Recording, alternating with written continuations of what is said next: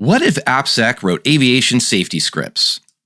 Welcome to Flight ASW 283. The captain has turned on the password strength sign, which means that your password must meet an annoying list of requirements as this flight is not equipped for passkeys.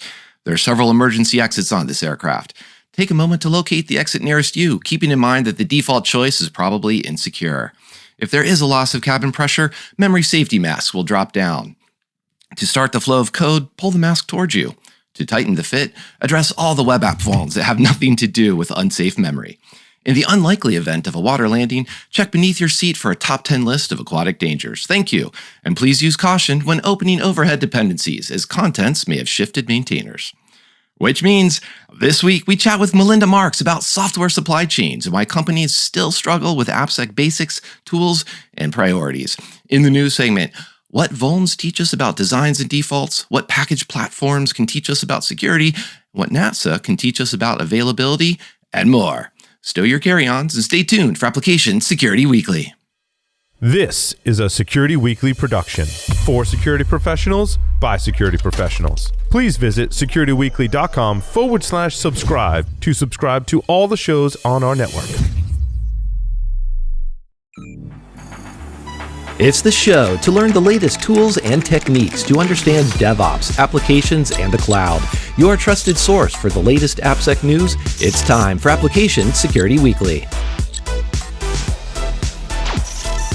On Business Security Weekly, each week we address the challenges facing CISOs through our guest interviews, including former and active CISOs. Our news segment is focused on leadership and communications to better help security leaders translate and communicate security risks into business risks. Jason Albuquerque, Ben Carr, Tyler Robinson, and others add their expertise to the conversation. I'm Matt Alderman, and I hope you search for Business Security Weekly in your favorite podcast catcher and subscribe to download our latest content.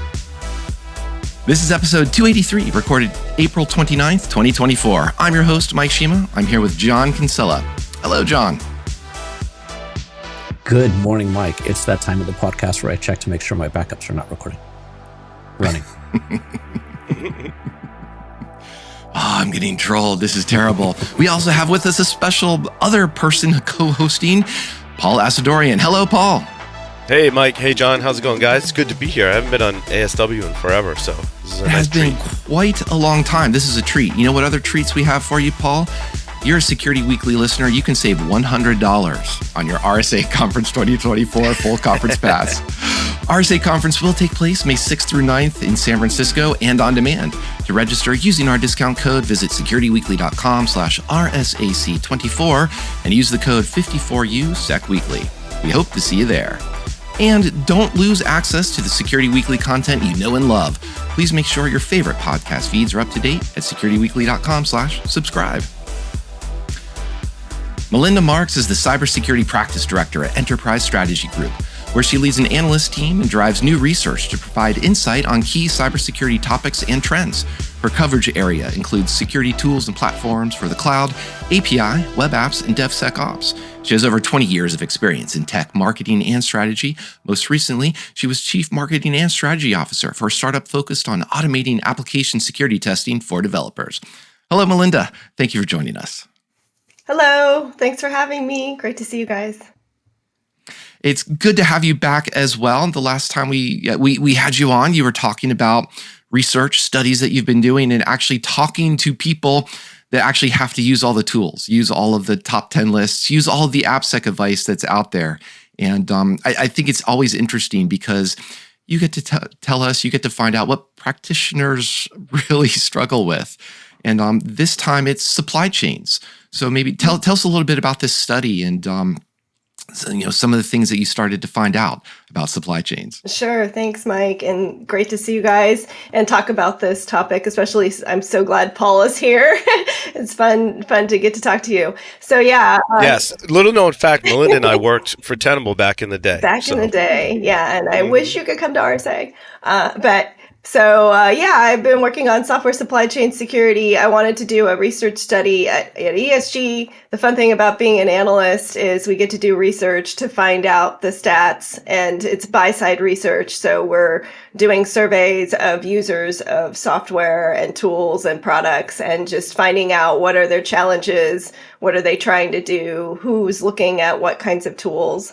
And this focus for the study was software supply chain security, and I try to pick these topics where there's a lot of buzzwords or confusion, and software supply chain is one of those areas where there's a lot of talk about, oh, I'm really worried about securing my software supply chain, and there's so many different elements to think about, and people just don't know where to start. So I try to do these studies to help them focus and help them see what works, what doesn't work, how they should think about it, how they should be more strategic versus maybe more reactive, where they're just kind of freaking out whenever there's an incident or attack.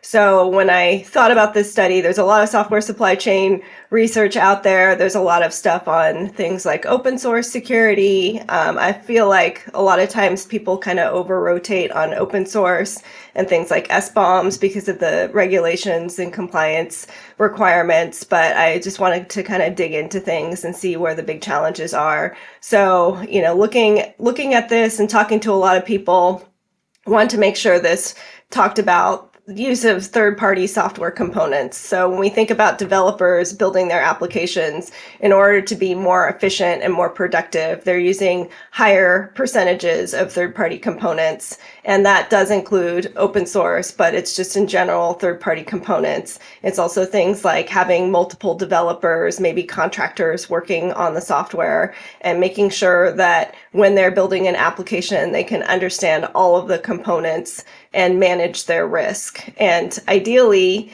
reduce their risk before they deploy it, where hackers or customers or outside third parties, once it's deployed to the cloud, and it's very easily deployed to the cloud, can find those vulnerabilities. What can they do to manage their risk? And then also, when attacks do occur, what can they do to detect and respond quickly? So some of the findings is that people are most worried about open source software out of all the components. They are also facing faster release cycles, which we know happens with modern development processes. So they're trying to adapt. They're trying to adapt their tools. I asked a lot of questions. I kind of meticulously asked a lot of questions on how frequently are they using what different tools. There's a lot of different things that they're using. They're using different static testing tools, runtime application tools for monitoring the applications. They're using SCA. They're using firewalls. They're using a whole bunch of tools. Most of them are using all of the tools, and then asking, well, if you're using different AppSec tools, how are you doing it by periods of time? Are you doing scanning by periods of time, or are you doing it upon code pushes? And it's just really all over the place.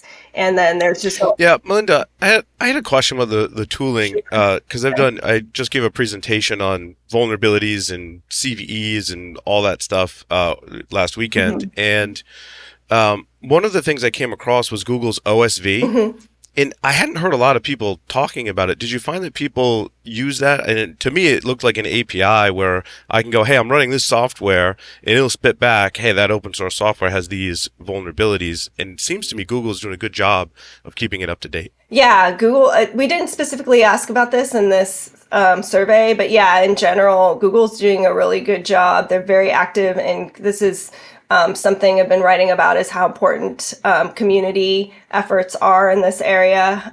Google is a vendor that's very involved, and of course they're very much associated with open source, because so much of what they do, they've released to open source, and very involved in the CNCF. Kubernetes obviously is open source, so they make a lot of efforts in these areas. And the hard thing, all these vendors who have all of these different efforts, obviously they have a reason for wanting to do these efforts, just to try to get you to like their brand and use their platforms. Yeah. And so it's just difficult because the reality is that most organizations don't use only one platform. They're not all Google users. They use lots of different. And you said at the very beginning that a lot of these orgs are confused about where to start, but it sounds like they're also confused about maybe what they're even doing after they start, because you were rattling off so many different approaches. And it sounds like they've got all the tools, but I'm pretty sure that having all the tools isn't, as I'm going to keep repeating, isn't going to solve the problem. Like maybe they're actually adding more confusion to themselves with this approach. Have you seen a successful way to say, we only need this one tool or this one approach, or this is how these should work together in a way that is different than just spending money on things that we think will protect us? Yeah, I think the things that will help them work better are things that give them more context. I know this is something we've been talking about. I know Paul and I used to talk about this back in the day at Tenable, is just how important context is. Like you might have a lot of different scanning tools, collecting all this data or identifying vulnerabilities or issues, but do you understand what is internet facing or how the application is going to behave? Those types of things where you can get a good sense of what's going to have the highest impact on reducing your risk by understanding those applications. I think that's the hardest thing for people, is to put that together, because if you have multiple tools across a lot of areas, they're scanning at different times. What cracks me up is, when we do these studies, you see the lists of incidents that they go through, and then you also look at the impacts that they have. And when you see what the incidents are, you can see why the spending changes or the efforts change. Is all of a sudden, they realize that most of their incidents are caused by misconfigurations. Oh, okay, well then all this budget is going to go in development tools to help with testing to find problems and misconfigurations. And instead of just looking at it that way, it's how do I improve my program overall? How do I look at my overall investments and try to figure out a way to make this more efficient versus, all of a sudden I have an infrastructure as code problem. I need to go find a tool and need to add it. It's more like, find out what you currently have, find out what developers are using, find out if there's a way to incorporate it into the developer workflow in one of the tools that they're using, which they might be using something that easily helps them do some testing and fix their code. So as part of that, did you see, go ahead, John. I get to win. Yes. So another way to think about what you're just saying there, Melinda, is you're talking through the reactionary, we've got this tech, now we've got to secure it. Are you seeing any, this sounds like a loaded question, but are you ever seeing a pattern of, as they go to pick up a new technology, like, I don't know, Kubernetes or, say MacBooks, that as they actually have a plan to use that new technology, they're mature enough to start thinking about, okay, how do we secure this at that point? Or is it always a follow-on? And that's something I've been talking about a lot too, is unfortunately, a lot of times it is an afterthought of all the other groups. And this is just from that evolution that we've seen of, for a while, there was people moving to the cloud and modernizing development, and security vendors didn't necessarily know how to address that. So they were trying to apply traditional AppSec tools to modern software development processes. And when you do that, it doesn't necessarily work or scale. And it's also the AppSec team is used to doing more of the things themselves versus trying to have the developers do more of the testing or ways to enable them to secure their own code, find the mistakes and fix their code. And so there was this period where there were a lot of security tools that were kind of pushed on developers, and then the developers didn't want to use them because it was cause friction. They don't want to use a separate tool. And then it was some distrust and friction there. Also the whole bottlenecks of, and I still go to these conferences like KubeCon, some of the more developer DevOps conferences, and there's security tracks, and I'm asking them who's responsible. Are you just doing this on your own? Are you as a developer trying to learn more about security? And I think it's important for developers to learn about security, but I think what we want to get to is a place where security is trusted and known to be the ones to understand these things so they can help pick the right tools so that their objectives and goals of their jobs are met, but then they're enabling the developers. And you do see that sometimes when you talk to some companies who are doing it right, where the developers are saying, I don't want to deal with it. We are partnered very well with our AppSec team. Or if I talk to, say, a VP of operations who's using some security tools or using some tools to set policies and things like that, I'll say, are you responsible for it? How are you working with the CISO? Or do you have a CISO? Are you working with the CISO? Yeah. And it's either, no, I try to not work with that person because they'll just come in and set all these policies and basically be the team of no. Or it's, we're partners from the beginning. We've worked in lockstep. And whenever we make a new technology decision, I go to the security person and have them kind of vet that technology and think about the security aspects. That's what I would like to see, is more of that security has a seat at the table. If there's an organization and they're trying to, or if there's a startup or any organization trying to pick technology, they have security in mind. If they have a security team, and everybody has different security structures and orgs, how to be able to think of keep security in mind, and then as you scale, you're building more of a security team. And we see this kind of progress a lot too, is some of those born in the cloud companies who start off with large development teams, and maybe they don't have a security team or a CISO, but they have an SRE, and then eventually they get security teams because they have to deal more with things like SecOps, and then they kind of build out their teams. And how do you scale to support that, and make sure that everything is secure, and you don't have to at any point kind of go backwards because something happened, or there's some reason because security is so often a reason to go backwards instead of forwards for innovating. Near the end there, you were saying, security needs a seat at the table, need to expand security, build out security teams. How much of that is actually important? Is security actually helping? Because, and the reason I'm asking that is there's a difference between, here's a bunch of security tools for the developers to choose from versus security actually doing development, security taking part in as kind of as an aspect of that SRE role that you mentioned. So I'm going to kind of expand our conversation a bit to a different study that I think you're familiar with about modern application security and how different organizations are approaching that, and how you've seen that change or similarities from what the supply chain into this other study that you're doing.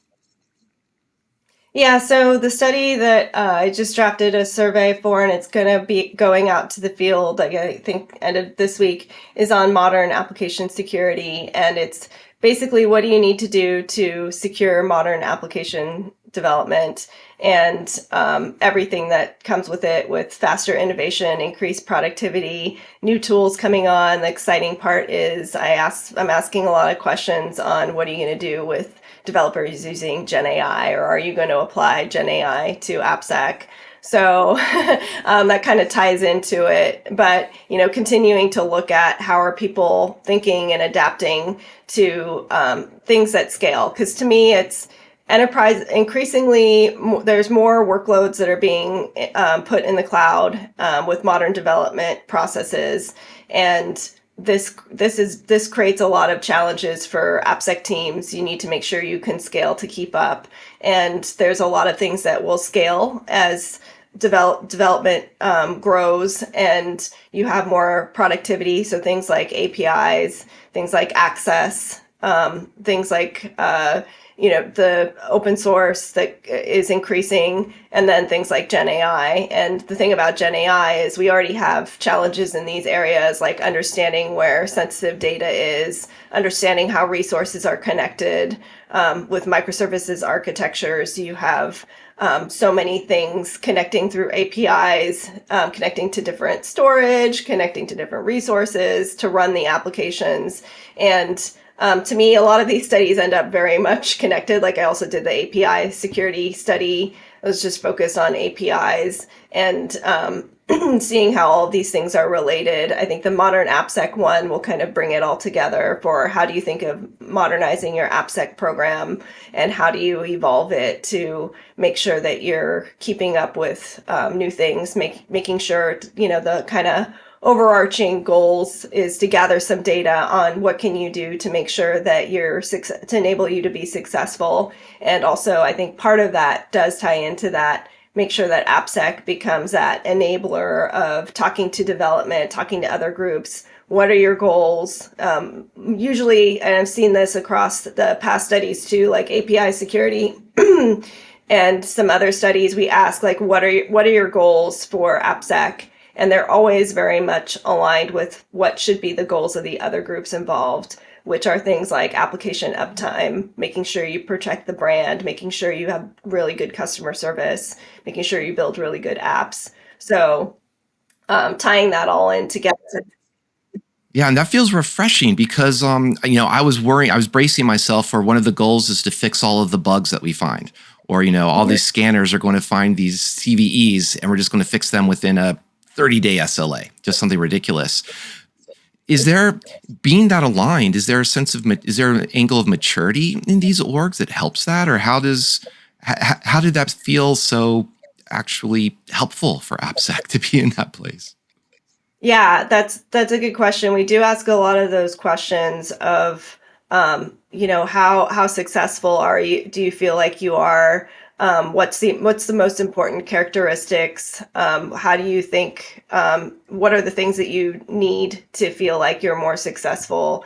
But yeah, there is definitely that maturity, or how quickly can you respond? We also did a study on cloud detection and response, and there were just a lot of areas there that need improvement for detection and response. And to me, for the modern AppSec, it's about also tying in that picture of the full life cycle. So I know you guys have heard me rant. I think I did on the last episode about people who focus too much on the early development side versus the runtime side, or they talk about shift left or shift right, shift left.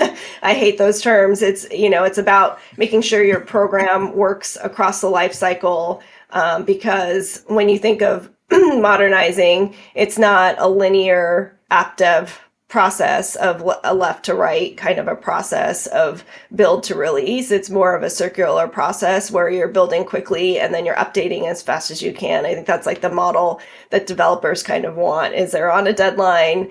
Sometimes they'll just release stuff knowing there's going to be vulnerabilities, and they just expect to just keep updating it or fixing it. And whether you are one of those like, oh no, you cannot deploy until you update it or until you fix all the vulnerabilities, that's one of those things that slows developers down and makes them ignore security. So that's one of those things where just understanding that better to enable developers to feel like they can do what they need to do, if that's what they need to do to release their software quickly and have it running for customers, but then also be very flexible so that, when they are, while it's running, they can still fix things so that they meet their deadline, but they're still responsive enough to fix things. And there's something in there where the developer can be closer to fixing it than a security team having to look for things, find it, figure out what to do, send it to the developer. Like the more efficiency that you can do throughout that life cycle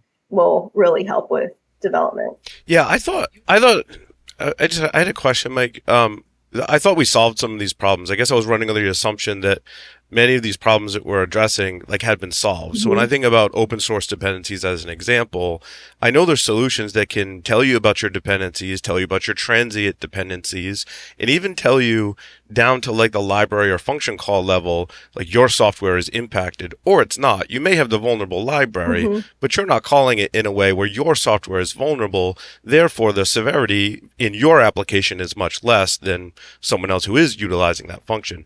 I guess I thought those were solved problems. And I guess I'm looking to your research, Melinda, to say, like, is that really true or not? Yeah, well, it's funny that you say that because we always ask in these studies, like, how robust is your program? And they always rate themselves really high. And then we say, well, what are your challenges? And then it's multiple choice, and they're like picking everything. Like they can't, they can't react quickly. They're really worried about open source. So I was just kind of thumbing through some of the research and like the software supply chain security tools in place.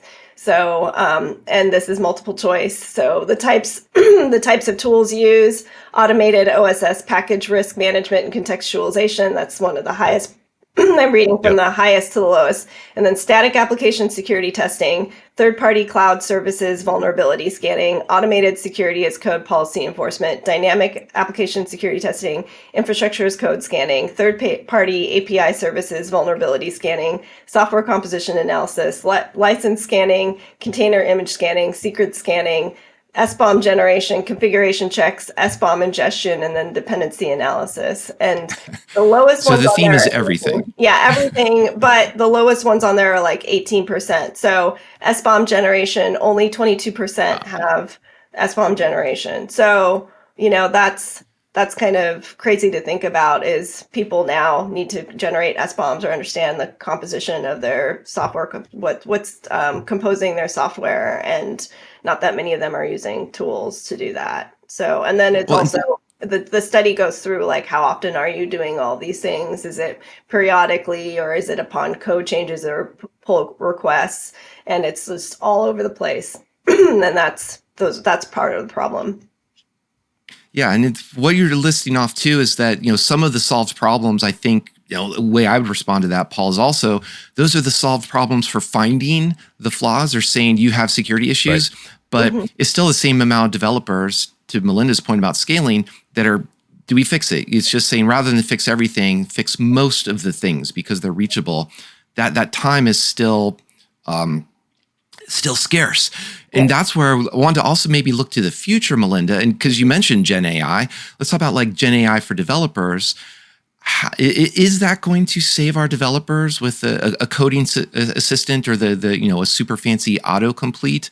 Or is this genAI just yet one more engineer that we just have to deal with this? It just so happens we have an AI engineer that we're dealing with rather than a human engineer, and nothing really has changed.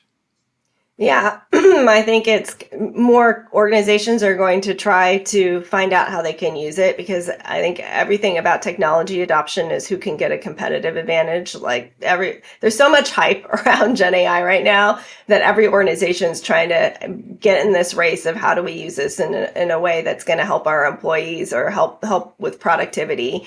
And so to me, it's just another scary thing that could scale, and security needs to be armed to make sure they can support it. So to me, it's the same as always with everything, is visibility and control. So can we set some policies or guardrails around how to use genAI? I think every organization should be giving their employees some, and especially developers, some kinds of guidelines of how to use it safely. People are always going to break the rules or do what's easy. So if there's a way that you can make it easy for them to use it safely, and there are some vendors who are helping in this area of giving people that, so security knows which people are using which tools. And it's not always easy for how different people are working, but that's what security needs to do, is figure out those ways to get visibility and control, set the right policies, make sure they can meet compliance, make sure that they understand. This is, again, the part that scares me, is people right now don't know where their sensitive data is, and they can't understand when bad things are moving to different places. And there's a lot of ways that people can be sneaky to send information or share. And it's not an easy thing. I mean, this is one reason, I know the last time we talked, I had my little rant about my categories, but this is that whole issue of it crosses a lot of different areas, and it's hard when things are across different areas, because this is really a DLP issue too. Which, AppSec doesn't usually deal with DLP, but this is a DLP issue as well. So there's just a lot of things that AppSec will need to keep in mind in order to get ahead of this. So hopefully this study will show some of those things. Like if you have an AppSec tool that says that they can help you with genAI, how do you expect them to help you enable your developers to use genAI and help the security team to make sure they can do it safely for AppSec? And I'm glad you pointed out a lot of the hype around this at the beginning, because I feel like I could have asked the same question, but instead of mentioning AI, I could have said APIs or, B2B APIs. I'm pretty sure your answer would have been almost exactly the same, just in the sense of those AppSec concerns, scaling, visibility, DLP, those types of issues. I see you nodding, so possibly onto something there. So instead of making you repeat an answer to a slightly different question, what about the genAI used by the AppSec teams? Is genAI actually going to help with that scaling or be a useful AppSec engineer or AppSec checklister person? Yeah, I would like it to. So the way that we have a study that we're going to be releasing the results for at RSA, talking about the use of genAI for cybersecurity. And the study that my colleagues did, so John Olczyk did it, and next week we have Dave Gruber presenting it. He's going to talk about applying genAI for cybersecurity, and there's a lot of interesting questions from that survey, including do you think the advantage is on the hacker side or the protector side? Obviously, we want it to be on the defender side, so that means we need to find ways to use it. To me, I talk about the hype because we've all been in the industry for a long time. We've seen these different cycles. And I saw a similar hype with ML, and then just kind of a letdown of how hard it was to get all the data to train the models and do the training right. And I can see a lot of that with genAI too. But it is, to me, it's if you can apply it to the things where it can work better and it's more of an assistive tool, it's not going to solve all of your problems.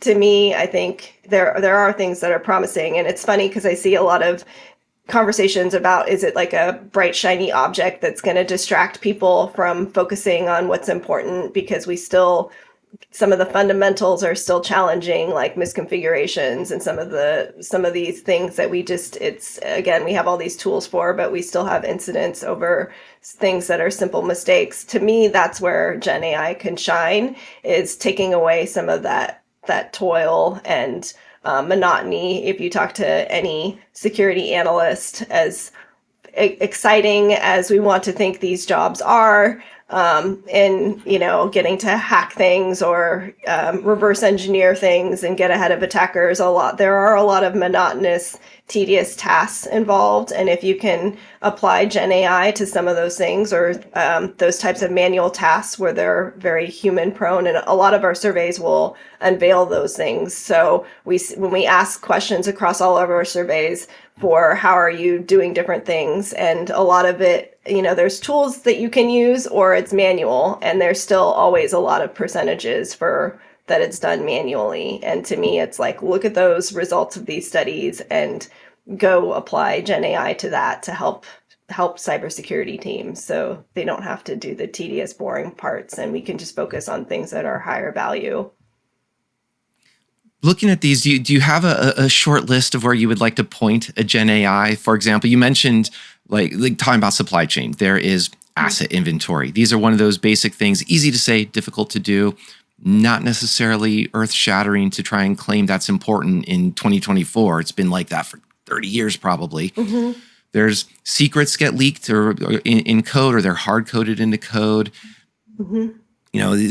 I'm thinking of two that come to mind. Are these areas you point genAI, or do you have a favorite place that would be different? Those types of areas. Also, just comparing things across tools. There's ways that you could pull the data from different tools to analyze the information versus manually having to look at patterns across tools.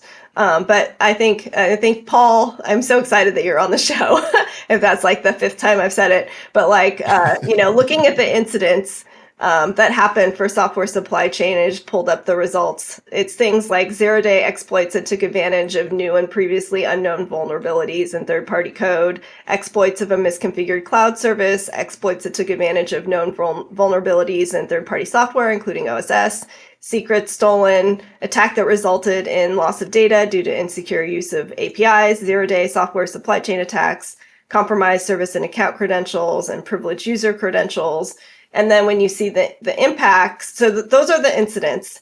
So again, this is how organizations look, is where was I attacked? Are there tools I can get in that will help me prevent those incidents? And then the impacts. So this one could be interesting to you, Paul, is the impacts. So these are various impacts that we ask across several studies, but the way that they're arranged, they're all, like, I would say they're all in the 40% and 30%, but the highest one here, so I'll read them from top to bottom. So introduction of cryptojacking malware to mine cryptocurrency.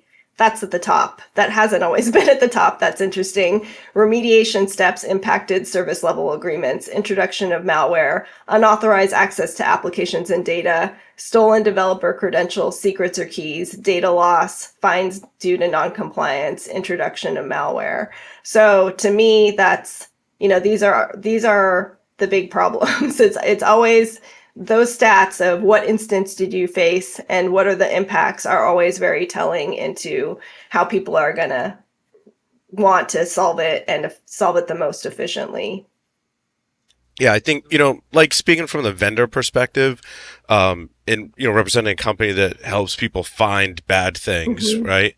GenAI is a big target for us to go, how do we use that to better find problems in code before they become a problem, right? It's that automation of that analysis. There's a lot of great tools like SemGrep and others that do, static analysis and decompilation, but adding in that GenAI component is really interesting to me. And I think we're going to see a lot of vendor adoption.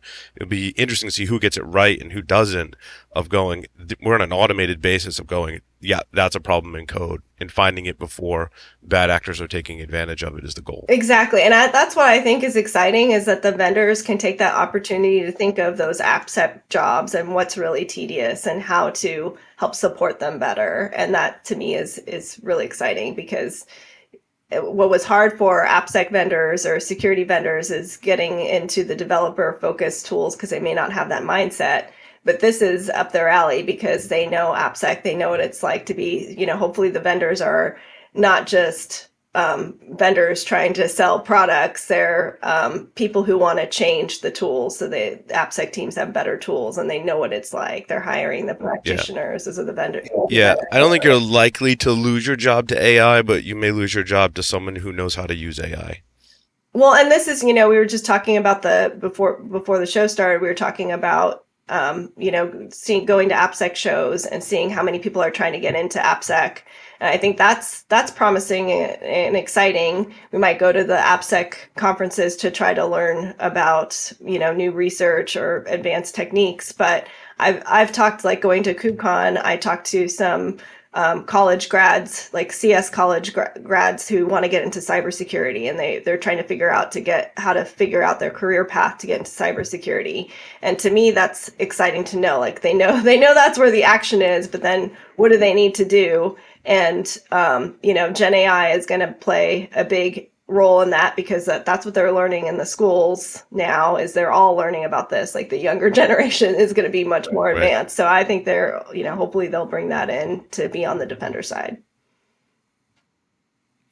As you're looking at these, you've covered a couple different studies now, some upcoming that we'll be excited to hear about. Are there particular questions that you wish you could sneak into them, or that you just don't have room for because there's only so much patience or attention you can get from respondees? Yeah, that's always the hardest part of any of these surveys, and that's what we went through with the modern AppSec survey draft, is how do I get everything in there? And we talked to a lot of people. They are sponsored studies, but I try to talk to anybody related to the study. So I talked to a lot of people, like for the open source or for the software supply chain study. I spent time talking to CNCF's OSSF group, I talked to a lot of vendors. I talked to as many organizations as I can to make sure it's a survey that's going to have interesting results and different results than some other surveys along the same topic areas. So yeah, it's and when we get the results, there's always, oh, I wish I asked it a slightly different way. For the modern AppSec study, I just felt like up until the deadline, like I think it's going out this week, but like we'll probably be changing it until the very last minute because I want to make sure it's finding new and interesting things. So I think the genAI aspect is big. I'm trying to think of like stuff that couldn't make it in. I just like jam pack everything. Like some of them are multiple choice questions or like huge charts of, there's like 20 tools. Like in this software supply chain security study, it was all the different kinds of tools.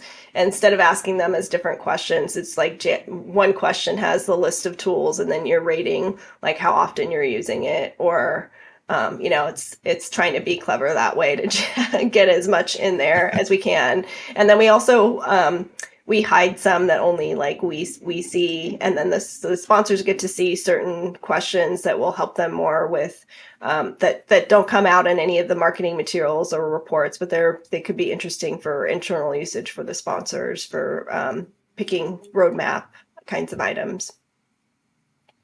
Well, I don't know how clever our questions get, but we always have at least one question at the end, Melinda, for our guests. That is this year to help us. We're building a yearbook sort of entry for AppSec. And this one is, the prompt is, AppSec is most likely to what? And we need your help to fill in that blank. I will say have awesome hair, because you guys inspired me to do the blue. I know John just had his touch up, and I will probably have a touch up next week at RSA. And Mike, we forgot to coordinate our hair, because if you had told me your hair was a certain color, I would have match. So yeah. Well, I'm definitely. I would assume that I have hair. I don't, so, yeah. We'll keep the hat on, Paul. No worries. But yes, that's a very human-centered answer, especially with all this talk of genAI. So, Melinda, definitely appreciate that, to keep the humans in their excellent hair colors within AppSec. Yes. With that, I want to say thank you once again for chatting with us. We will chat with you some more this year, but we'll also see you in person at RSA. And we hope to see a lot of other listeners at RSA as well. So for those of you who will be hanging around, go find Melinda or find any of us, and we'll see you then. But in any case, thank you once again, Melinda. This was a great, fun conversation. Thanks for having me. Thank you again, Melinda. Thank you, Paul. Thank you, John. We're going to take a quick break now and return with news of the week.